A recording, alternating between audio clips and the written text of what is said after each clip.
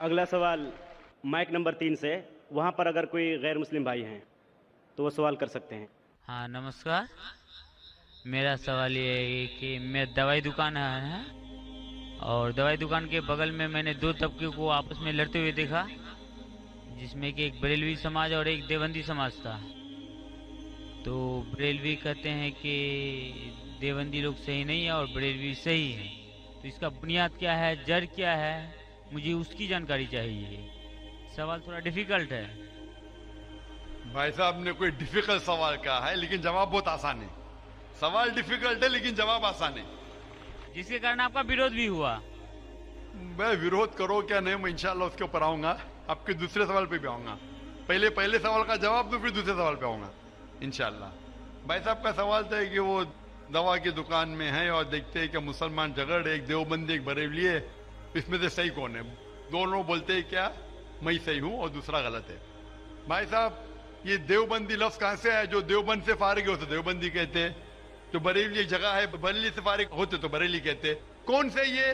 वो मुसलमान सही है जो कुरान पे अमल करता है, जो कुरान और सही हदीस पे अमल करता है। चाहे देवबंदी हो, बरेलवी हो, नदवी हो, मदनी हो, कोई भी हो, किधर से भी हो, हिंदुस्तानी हो, अमेरिकन हो, सऊदी हो, जो कुरान के पैगाम पे अमल करे, जो अल्लाह ने फरमाया उसके ऊपर अमल करे और अल्लाह के रसूल की सही हदीस पे अमल करे, वो सही है।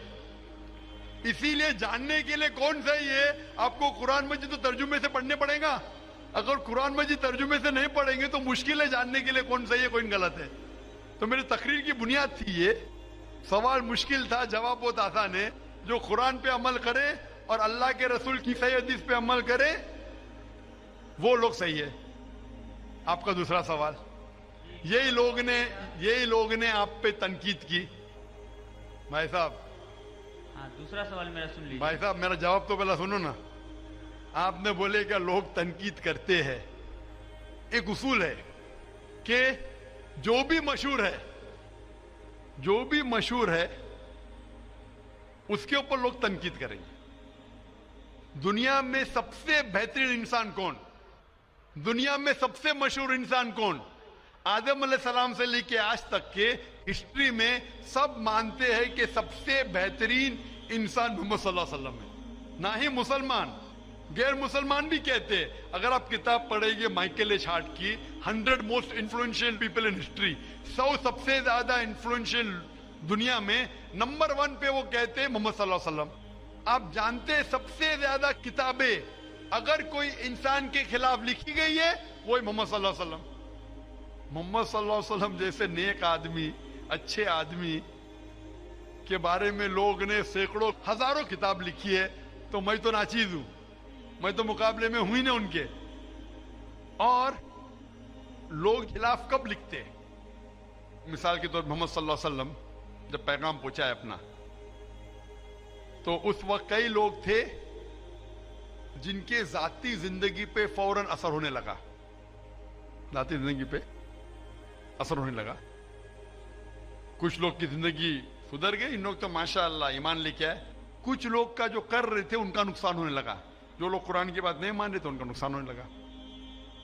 तो जो लोग का नुकसान होने लगा वो लोग खिलाफ बात करने लगे। तो आप देखेंगे जो भी मशहूर इंसान है, मैं नहीं कहता हूं मैं मशहूर हूं, मैं तो बात करना भी नहीं जानता था, बचपन से हकलाता था। बात करते करते अल्लाह के राह में दावत देने की वजह से अल्लाह ताला ने इस मकाम पे पहुंचाया। ना ही मैं अपने आप को आलिम कहता हूं, मैं तो तालिब इल्म कहता हूं अपने आप को। लेकिन क्योंकि मैं जो भी बात कहता हूं कुरान मजीद के हवाले से कहता हूं, जो भी बात कहता हूं हदीस का हवाला देता हूं। आज भी जो तकरीर में मैंने कहा हवाला दिया ना, मैं इंसान हूं, गलती कर सकता हूं, गलत है तो आप आके बोल सकते हैं। जाकिर भाई आपने जो हवाला दिया सूरह कमर का सूरा नंबर 54 आयत नंबर 17, 22, 32, 40 में नहीं लिखा है वलक़द यस्सरनल कुरान ज़िक्र फ़हल मिन मुद्दकिर, आके बोलो। तो मैं इंसान हूं, गलती कर सकता हूं, अगर कुछ गलत कहता हूं इसीलिए सवाल जवाब का सेशन होता है।